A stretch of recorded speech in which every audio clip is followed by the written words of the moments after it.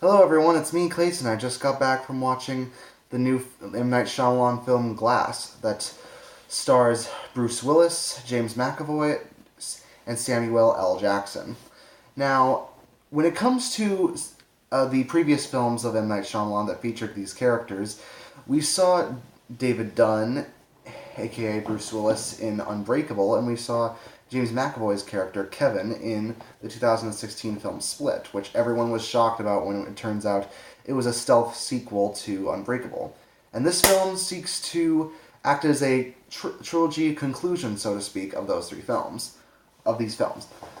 So, did it work? Well, let's get to the story, shall we? The story is that David Dunn, played by Bruce Willis, Kevin, played by James McAvoy, and Elijah Price, aka Mr. Glass, played by Samuel L. Jackson, are all put in a mental hospital and are trying to be to believe via a psychiatrist, played by Sarah Paulson, that they are not superhuman. She tries to make them believe that they're not superhuman and that all of the abilities they have are just delusions. And while that's going on, we see various characters from both Unbreakable and Split, such as David Dunn's son, Elijah's mother, and even the girl who survived the beast at the end of Split, come up with bring their own thoughts on the situation as we see these three individuals come together to essentially create their own superhero story.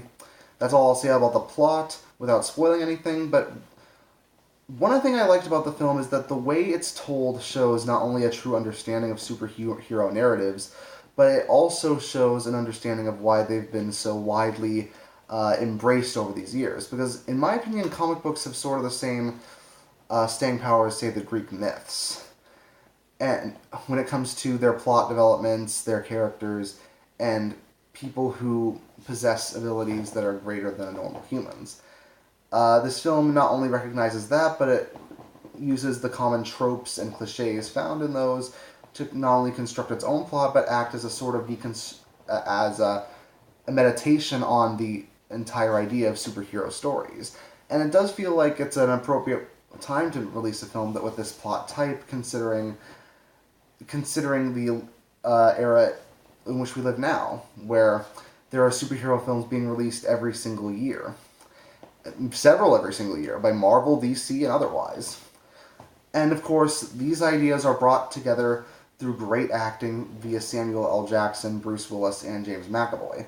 McAvoy does an amazing job switching between personalities, choosing a different voice, mannerisms, and the like for each one, and usually switching between multiple ones on the fly. I think his acting here is on the same level as his acting with Split.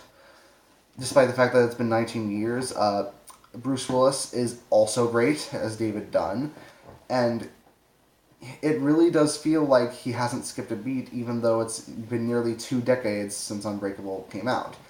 But possibly the best actor has to be Samuel L. Jackson as Elijah Price. Which is weird considering he spends a good part of the film without saying a word, but when he actually does need to take control of a scene, he takes absolute full control of it. And I think Samuel L. Jackson really is the kind of actor who can make anything out of a character that he plays. And when it comes to a character that's as interesting as Elijah, it definitely comes through when it comes to his emotional range. Sarah Paulson's also great as the psychiatrist. I won't spoil anything that happens with her, but she definitely fits right into the universe, and she really does make for a compelling character in her own right. Now, there was surprisingly a bit of action in this movie. I didn't expect too much, considering Unbreakable and Split were minimal on action, and the little that was there was brutal. The action here is also brutal, but also features the kind of violence you would expect from a comic book. There's no big explosions, and there isn't a lot of gunfire per se, but the fights that do happen in the film are pretty well staged, and they do happen to play a role in the story sometimes, even when the action isn't entirely in focus.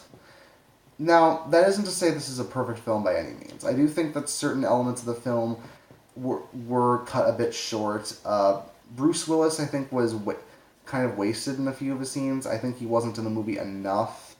And the ending, while I liked a good chunk of the themes of the ending, I know a lot of people who won't like the ending. They'll think it doesn't make sense and that it really ruins the film. I personally think it didn't, but I can see where they're coming from. So, with all that being said, I think Glass is definitely a mixed bag, but I think it's a glass half full situation as opposed to half empty. So, I give Glass a 7 out of 10. See you next time.